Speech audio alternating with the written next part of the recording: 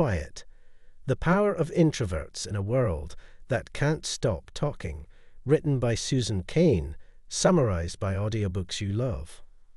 What if everything you've been told about success, about leadership, socializing, and achievement was wrong? In a world that constantly praises the extrovert's charisma, assertiveness, and loudness, there's a hidden power in the quiet, the reserved, and the introspective. In her groundbreaking book, Quiet: The Power of Introverts in a World That Can't Stop Talking, Susan Cain reveals the underestimated strength of introverts and how society's bias against them has led to a misunderstanding of their true potential. Are you someone who prefers quiet time, introspection, and deep thinking? Then this book is for you. Let's explore how introverts possess unique talents that can lead to great success in a world that often overlooks them. Introduction: Understanding Introversion. Susan Cain's Quiet is a powerful exploration of the introvert personality, revealing how introverts have been undervalued in modern society, especially in the context of work, education, and social dynamics.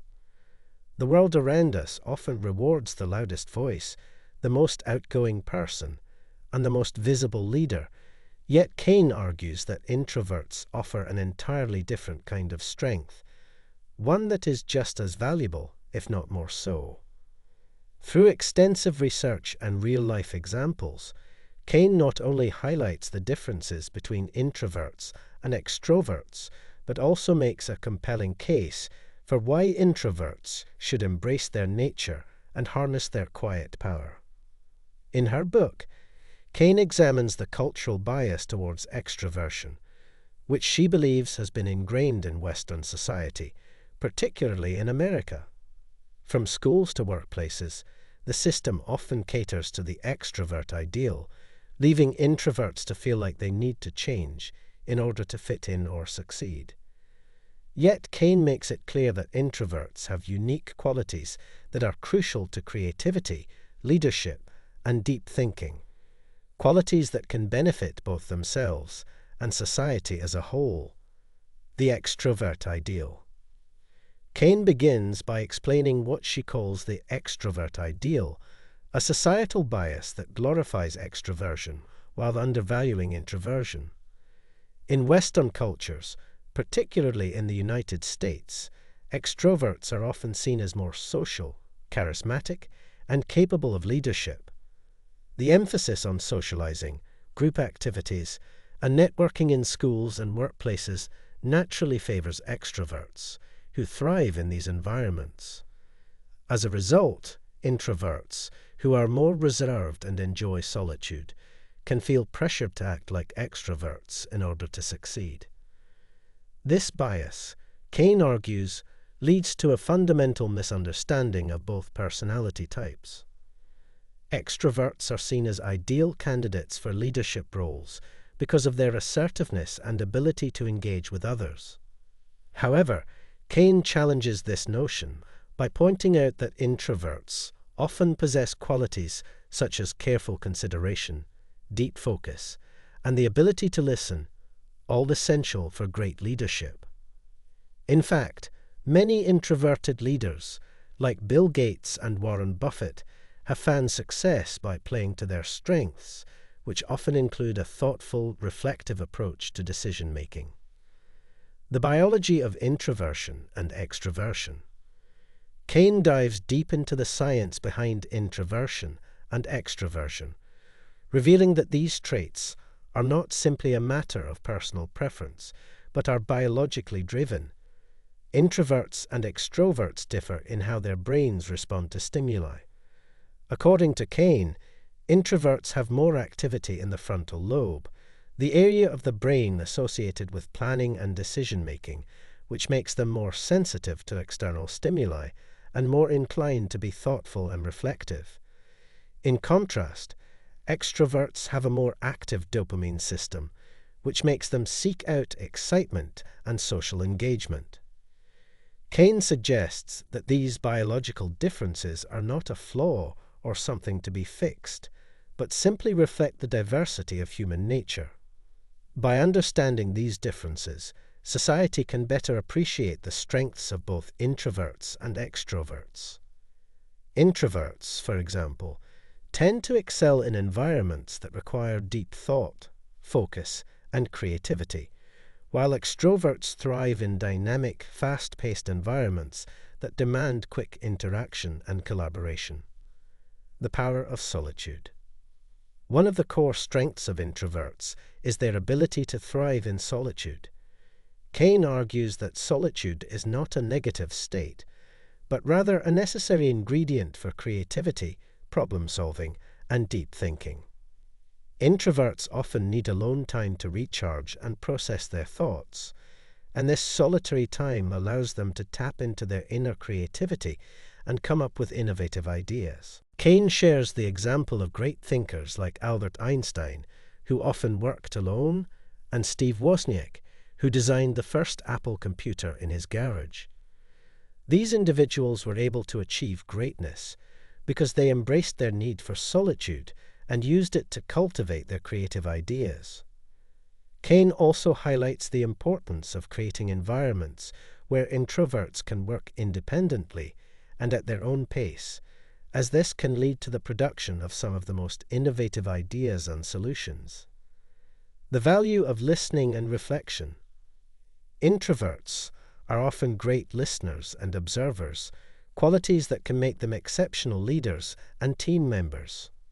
Unlike extroverts, who tend to be more outspoken and focused on external interaction, introverts excel at listening, reflecting, and processing information internally. This makes them particularly valuable in settings where careful consideration and empathy are required. Cain explains that listening allows introverts to understand different perspectives, build stronger relationships, and make more informed decisions.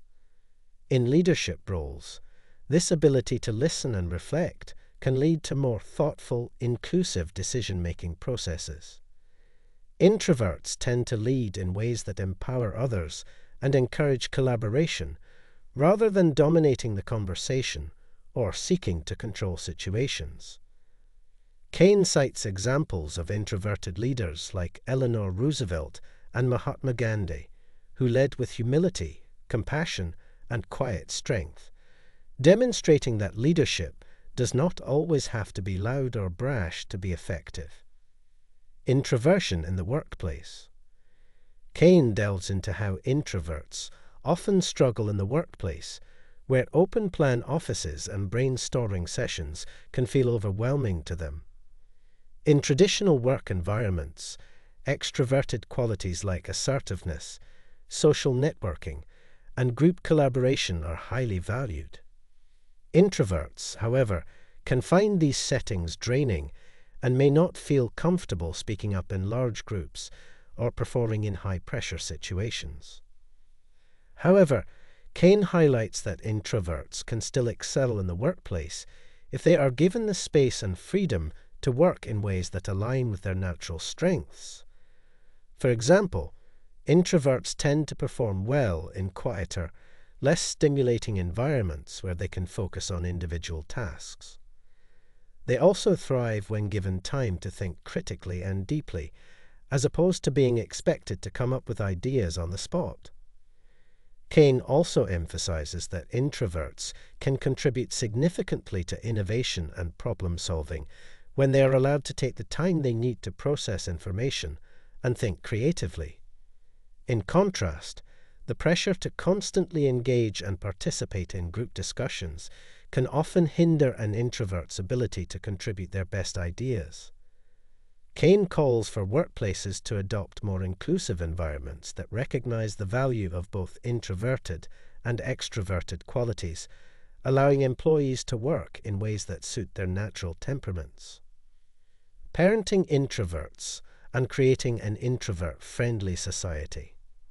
In the final part of the book, Cain turns her attention to how we can better support introverts, especially in childhood.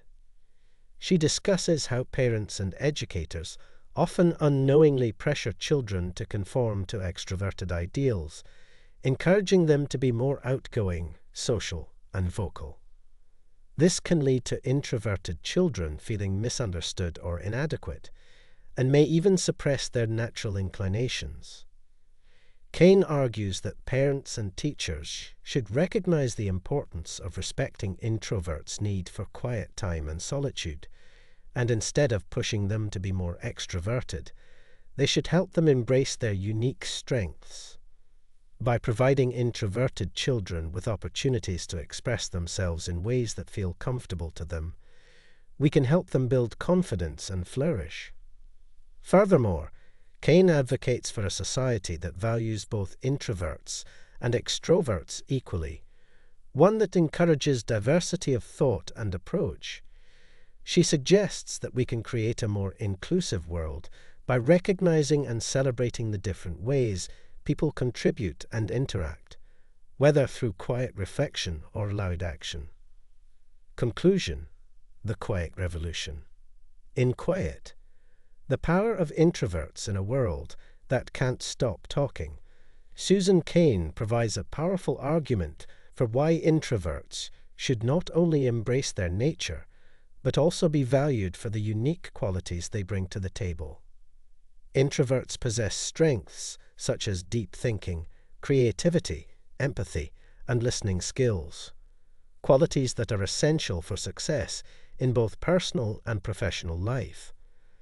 Cain's book is a call for a shift in the way we view personality types, encouraging a more balanced and inclusive approach that appreciates both the extrovert and introvert. If you've enjoyed this deep dive into quiet and how introverts can leverage their strengths in a world that often favors extroverts, make sure to like this video, subscribe to the channel, and hit the notification bell so you never miss a new video.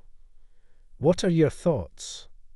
Do you consider yourself an introvert or an extrovert? How have your personality traits shaped your life? Let's continue this conversation in the comments below.